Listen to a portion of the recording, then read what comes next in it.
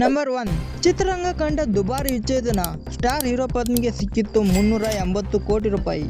Number 2, ದುಬಾರಿ ಕಾರಿನ ಒಡತಿಯಾದ national crush, ಬೆಲೆ ಕೇಳಿದ್ರೆ ಶಾಕ್ ಆಗೋದು ಗ್ಯಾರಂಟಿ. ನಂಬರ್ 3, ಬಿಗ್ ಬಾಸ್ ಕಿಚ್ಚನ ಸ್ಥಾನಕ್ಕೆ ಹೊಸ ನಿರೂಪಕರು ಯಾರು? ಚಿತ್ರರಂಗ ಕಂಡ ದುಬಾರಿ ವಿಚ್ಛೇದನ, ಸ್ಟಾರ್ ಹೀರೋ ಪತ್ನಿಗೆ ಸಿಕ್ಕಿತ್ತು 380 ಕೋಟಿ ರೂಪಾಯಿಯ ಜೀವನಾಂಶ. ಹೌದು, ಬಾಲಿವುಡ್ನಲ್ಲಿ ವಿವಾಹ ಮತ್ತು ವಿಚ್ಛೇದನ ಎರಡು ಸಾಮಾನ್ಯ ಎಂಬಂತಾಗಿಬಿಟ್ಟಿದೆ. ವಿವಾಹ ಆಗೋದಕ್ಕೂ ಮೊದಲು ಡೇಟಿಂಗ್ ವಿಚಾರವು ಚರ್ಚೆಯಲ್ಲಿ ಇದ್ದರೆ, ವಿವಾಹದ ಬಳಿಕ ಕೆಲವೊಮ್ಮೆ ಡಿವೋರ್ಸ್ ಆಗುವ ಮೂಲಕ ಇವರು ಸುದ್ದಿ ಆಗ್ತಾರೆ. ಇತ್ತೀಚೆಗೆ ಧನಶ್ರೀ ಹಾಗೂ ಯುಜವೇಂದ್ರ ಚಹಲ್ ಬೇರೆ ಆದರು. ಚಹಲ್ ಅವರು ಬರೋಬ್ಬರಿ 4.75 ಕೋಟಿ ರೂಪಾಯಿ ಡಿವೋರ್ಸ್ ಆದ ಬಳಿಕ ತನ್ನ ಪತ್ನಿಗೆ ಪರಿಹಾರ ರೂಪದಲ್ಲಿ ಹಣ ನೀಡಿದ್ದಾರೆ. ಋತಿಕ್ ರೋಷನ್ ಹಾಗೂ ಸುಸಾನೆ ಖಾನ್. ಋತಿಕ್ ರೋಷನ್ ಹಾಗೂ ಸುಸಾನೆ ಖಾನ್ ಅವರು 2000ನೇ ಇಸ್ವಿಯಲ್ಲಿ ಮದುವೆ ಆದರು. 14 ವರ್ಷಗಳ ಕಾಲ ಇವರು ಸಂಸಾರ ನಡೆಸಿದರು. 2014ರಲ್ಲಿ ಇವರು ಬೇರೆ ಆದರು. ವರದಿಗಳ ಪ್ರಕಾರ ಋತಿಕ್ ರೋಷನ್ ಅವರು ಬರೋಬ್ಬರಿ 380 ಕೋಟಿ ರೂಪಾಯಿಯಷ್ಟು ಜೀವನಾಂಶ ಸುಸಾನೆ ಅವರಿಗೆ ನೀಡಿದ್ದಾರೆ. ಇದು ಚಿತ್ರರಂಗ ಕಂಡ ದುಬಾರಿ ವಿಚ್ಛೇದನ ಎನಿಸಿಕೊಂಡಿದೆ. ಕರಿಷ್ಮಾ ಹಾಗೂ ಸಂಜಯ್ ಕಪೂರ್. ಕರಿಷ್ಮಾ ಕಪೂರ್ ಹಾಗೂ ಸಂಜಯ್ ಕಪೂರ್ ಅವರು 2003ರಲ್ಲಿ ಮದುವೆಯಾಗಿ 2016ರಲ್ಲಿ ಬೇರೆ ಆದರು. ಇಷ್ಟು ವರ್ಷಗಳ ಸಂಸಾರದಿಂದ ಕರಿಷ್ಮಾ ಅವರು ಜೀವನಾಂಶವಾಗಿ ಬರೋಬ್ಬರಿ 70 ಕೋಟಿ ರೂಪಾಯಿ ಪಡೆದಿದ್ದಾರೆ. ಜೊತೆಗೆ ದುಬಾರಿ ಮನೆಯನ್ನು ಕೂಡ ಪಡೆದುಕೊಂಡಿದ್ದರು. ಇನ್ನು ಮಗುವನ್ನು ಯಾರು ನೋಡಿಕೊಳ್ಳಬೇಕೆಂಬ ಕಾರಣಕ್ಕೆ ಕಿತ್ತಾಟ ನಡೆದಿದ್ದರಿಂದ ಹೀಗೆ ಸಾಕಷ್ಟು ಚರ್ಚೆ ಹುಟ್ಟಾಕಿತ್ತು. ಅಮೀರ್ ಖಾನ್ ಹಾಗೂ ರೀನಾ ದತ್ತಾ 16 ವರ್ಷಗಳ ಕಾಲ ಒಟ್ಟಿಗೆ ಇದ್ದರು. 2007ರಲ್ಲಿ ಇವರು ಬೇರೆ ಆದರು. ಅಮೀರ್ ಖಾನ್ ಅವರು ಬರೋಬ್ಬರಿ 50 ಕೋಟಿ ರೂಪಾಯಿ ಜೀವನಾಂಶ ನೀಡಿದ್ದಾರೆ ಎಂದು ಹೇಳಲಾಗುತ್ತಿದೆ. ಮಲೈಕಾ ಅರೋರಾ ಹಾಗೂ ಅರ್ಬಾಜ್ ಖಾನ್ ಅವರು 19 ವರ್ಷಗಳ ಕಾಲ ಸುಖವಾಗಿ ಸಂಸಾರ ನಡೆಸಿ 2017ರಲ್ಲಿ ಇವರು ಬೇರೆ ಆದರು. 10 ರಿಂದ 15 ಕೋಟಿ ರೂಪಾಯಿಯಷ್ಟು ಜೀವನಾಂಶ ಮಲೈಕಾಗೆ ಸಿಕ್ಕಿದೆ. ವಿಚ್ಛೇದನದ ಬಳಿಕ ಸಾಕಷ್ಟು ತೊಂದರೆ ಎದುರಿಸಿದೆ ಎಂದು ಮಲಿಕಾ ಅವರು ಹೇಳಿದ್ದಾರೆ. ಸೈಫ್ ಅಲಿ ಖಾನ್ ಹಾಗೂ ಅಮೃತಾ ಸಿಂಗ್ ಅವರು 2004ರಲ್ಲಿ ಬೇರೆ ಆದರು. ಸೈಫ್ ಅಲಿ ಖಾನ್ ಅವರು 5 ಕೋಟಿ ರೂಪಾಯಿಯಷ್ಟು ಜೀವನಾಂಶ ಪಾವತಿಸಿದರು. ಅಷ್ಟೇ ಅಲ್ಲ, ಅವರ ಮಕ್ಕಳಿಗೆ 18 ವರ್ಷ ತುಂಬುವವರೆಗೂ ತಿಂಗಳಿಗೆ 1 ಲಕ್ಷ ರೂಪಾಯಿ ನೀಡುವುದಾಗಿ ಒಪ್ಪಂದ ಮಾಡಿಕೊಂಡಿದ್ದಾರೆ. ದುಬಾರಿ ಕಾರಿನ ಒಡತಿಯಾದ ನ್ಯಾಷನಲ್ ಕ್ರಶ್, ಬೆಲೆ ಕೇಳಿದ್ರೆ ಶಾಕ್ ಆಗೋದು ಗ್ಯಾರಂಟಿ. ಹೌದು, ಕಿರಿಕ್ ಪಾರ್ಟಿ ಸಿನಿಮಾದ ಮೂಲಕ ಚಿತ್ರರಂಗಕ್ಕೆ ಬಂದ ಕೊಡಗಿನ ಕುವರಿ, ಕರ್ನಾಟಕದ ಸುಂದರಿ ರಶ್ಮಿಕಾ ಮಂದಣ್ಣ ಸದ್ಯ ಟಾಲಿವುಡ್ ಸೇರಿ ಬಾಲಿವುಡ್ ನಲ್ಲಿ ಸಖತ್ ಮಿಂಚುತ್ತಿದ್ದಾರೆ. ಅನಿಮಲ್ ಮತ್ತು ಪುಷ್ಪ 2 ಸಿನಿಮಾದಲ್ಲಿ ನಟಿಸಿ ಬ್ಲಾಕ್ ಬಸ್ಟರ್ ಗಳನ್ನ ಪಡೆದ ಈ ಸುಂದರಿ ಇತ್ತೀಚೆಗೆ ಚಾವಾ ಚಿತ್ರದೊಂದಿಗೆ ಮತ್ತೊಂದು ಯಶಸ್ಸನ್ನ ಗಳಿಸಿದರು. ಭಾರತದ ಚಿತ್ರರಂಗದಲ್ಲಿ ಅತಿ ಹೆಚ್ಚಾಗಿ ಕೇಳಿ ಬರುತ್ತಿರುವ ಹೆಸರು ಅಂದ್ರೆ ಅದೇ ರಶ್ಮಿಕಾ ಮಂದಣ್ಣ. ಹೌದು, 3 ಫ್ಯಾನ್ ಇಂಡಿಯಾ ಚಿತ್ರಗಳು ಒಟ್ಟಾರೆಯಾಗಿ ಕಳೆದ 2 ವರ್ಷಗಳಲ್ಲಿ 3,000 ಕೋಟಿಗಳಷ್ಟು ಆದಾಯ ಗಳಿಸಿ ಹೊಸ ದಾಖಲೆಯನ್ನ ಸೃಷ್ಟಿಸಿದೆ. ಇದಲ್ಲದೆ ಈ ನಟಿ ಪ್ರಸ್ತುತ ತೆಲುಗು ಮತ್ತು ಹಿಂದಿಯಲ್ಲಿ ಸರಣಿ ಚಿತ್ರಗಳಲ್ಲಿ ನಟಿಸುವುದರಲ್ಲಿ ಬ್ಯುಸಿಯಾಗಿದ್ದಾರೆ. ಇತ್ತೀಚೆಗೆ ಸಿಕಂದರ್ ಚಿತ್ರದ ಮೂಲಕ ಪ್ರೇಕ್ಷಕರ ಮುಂದೆ ಬಂದರು. ಸಲ್ಮಾನ್ ಖಾನ್ ನಟಿಸಿದ AR ಮುರುಗದಾಸ್ ನಿರ್ದೇಶನದ ಈ ಚಿತ್ರಕ್ಕೆ ಉತ್ತಮ ಪ್ರತಿಕ್ರಿಯೆ ವ್ಯಕ್ತವಾಗುತ್ತಿದೆ. ಪೋಪ್ಸೋ ವರದಿಯ ಪ್ರಕಾರ ರಶ್ಮಿಕಾ ಅವರ ಆಸ್ತಿ 60 ಕೋಟಿ ಅಲ್ಲದೆ ಪ್ರತಿ ಚಿತ್ರಕ್ಕೆ 10 ಕೋಟಿ ರೂಪಾಯಿ ಸಂಭಾವನೆಯನ್ನ ಪಡೆಯುತ್ತಾರೆ. ಸಾಮಾನ್ಯವಾಗಿ ಚಿತ್ರರಂಗದಲ್ಲಿ ಕೆಲವು ಬಾಲಿವುಡ್ ತಾರೆಯರು ದುಬಾರಿ ಐಷಾರಾಮಿ ಕಾರುಗಳನ್ನು ಓಡಿಸಲು ಸಾಧ್ಯ. ಇತ್ತೀಚೆಗೆ ನ್ಯಾಷನಲ್ ಕ್ರಶ್ ಕೂಡ ದುಬಾರಿ ಕಾರಿನ ಮಾಲೀಕರಾದರು. ಅವರು ಇತ್ತೀಚೆಗೆ ಮರ್ಸಿಡೀಸ್ ಬೆಂಜ್ S4050 ಕಾರನ್ನು ಖರೀದಿಸಿದರು. ಈ ಕಾರಿನ ಬೆಲೆ ಸುಮಾರು 2 ಕೋಟಿ ರೂಪಾಯಿ ಎಂದು ಹೇಳಲಾಗುತ್ತಿದೆ. ವಾಸ್ತವವಾಗಿ ಚಲನಚಿತ್ರ ತಾರೆಯರು ಆಟೋಮೊಬೈಲ್ಗಳಲ್ಲಿ ತುಂಬಾ ಆಸಕ್ತಿ ಹೊಂದಿರುತ್ತಾರೆ. ಅನೇಕ ತಾರೆಯರು ರೋಲ್ಸ್ ರಾಯ್ಸ್, ಲ್ಯಾಂಬೋರ್ಗಿನಿ ಮತ್ತು ಮೇಬ್ಯಾಕ್ನಂತಹ ದುಬಾರಿ ಕಾರುಗಳಲ್ಲಿ ಓಡಾಡುತ್ತಾರೆ. ಈಗ ರಶ್ಮಿಕಾ ಕೂಡ ಐಷಾರಾಮಿ ಕಾರಿನಲ್ಲಿ ಓಡಾಡುತ್ತಿದ್ದಾರೆ. ಪ್ರಸ್ತುತ ರಶ್ಮಿಕಾ ಅವರ ಮನೆಯಲ್ಲಿ 5 ರೀತಿಯ ಐಷಾರಾಮಿ ಬ್ರ್ಯಾಂಡ್ ಕಾರುಗಳಿವೆ. ಅವರು ಈ ಕಾರುಗಳಿಗೆ ಕೋಟ್ಯಾಂತರ ರೂಪಾಯಿಗಳನ್ನು ಖರ್ಚು ಮಾಡುತ್ತಿದ್ದಾರೆ. ಆದರೆ ಹಣ ಹೆಸರು ಬಂದ ಮೇಲೆ ಅವರು ಬಂದ ದಾರಿಯನ್ನೇ ಮರೆತಿದ್ದಾರೆ. ಕನ್ನಡದ ಸೂಪರ್ ಹಿಟ್ ಸಿನಿಮಾ ಆದ ಕಿರಿಕ್ ಪಾರ್ಟಿ ಸಿನಿಮಾದ ಮೂಲಕ ಇವರು ಚಿತ್ರರಂಗಕ್ಕೆ ಎಂಟ್ರಿ ಕೊಟ್ಟರು. ಆದರೆ ಈಗ ಅವರು ಬಂದ ದಾರಿಯನ್ನೇ ಅವರು ಮರೆತು ಬಿಟ್ಟರು.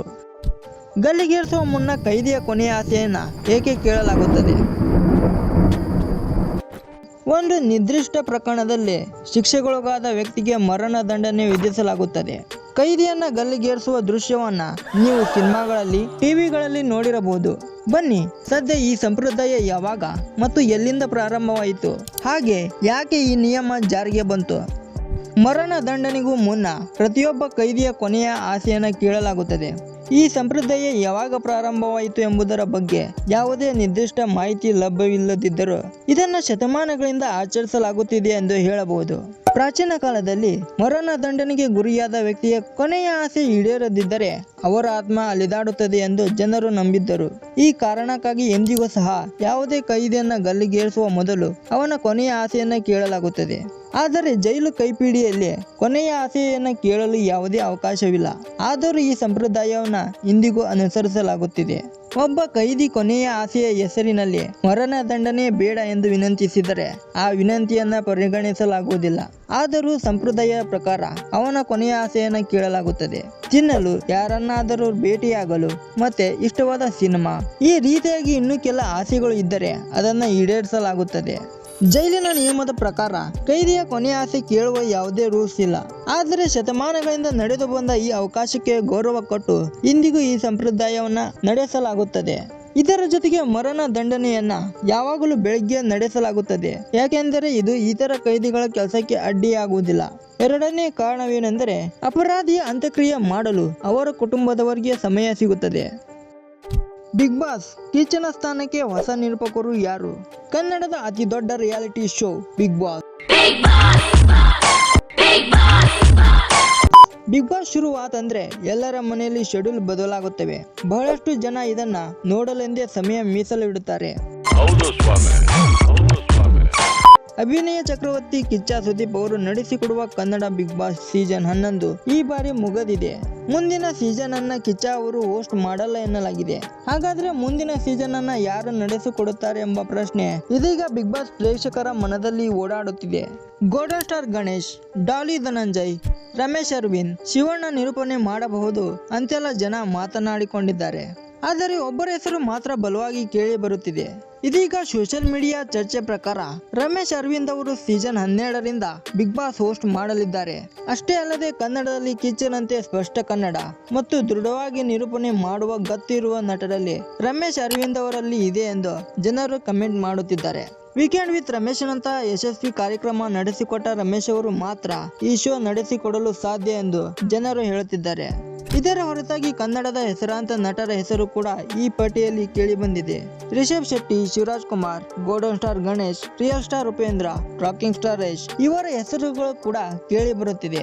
ಬಿಗ್ ಬಾಸ್ ಸೀಸನ್ 1ರಿಂದಲೂ ಕಿಚ್ಚ ಸುದೀಪ್ ಅವರೇ ಹೋಸ್ಟ್ ಮಾಡುತ್ತಾ ಬಂದಿದ್ದರು. ಸುದೀಪ್ ಅವರು ಮಾತು, ವ್ಯಕ್ತಿತ್ವ, ಪ್ಯಾಷನ್ಗೆ ಮನಸೋಲದವರೇ ಇಲ್ಲ. ಇನ್ನು ಎಷ್ಟೋ ಜನರು ಕಿಚ್ಚನನ್ನು ನೋಡಲೆಂದೇ ಈ ಬಿಗ್ ಬಾಸ್ ನೋಡುತ್ತಾರೆ. ವೀಕೆಂಡ್ ಬಂದ್ರೆ ಸಾಕು ಎಲ್ಲರ ಬಾಯಲ್ಲೂ Bigg Boss Bigg Boss Bigg boss.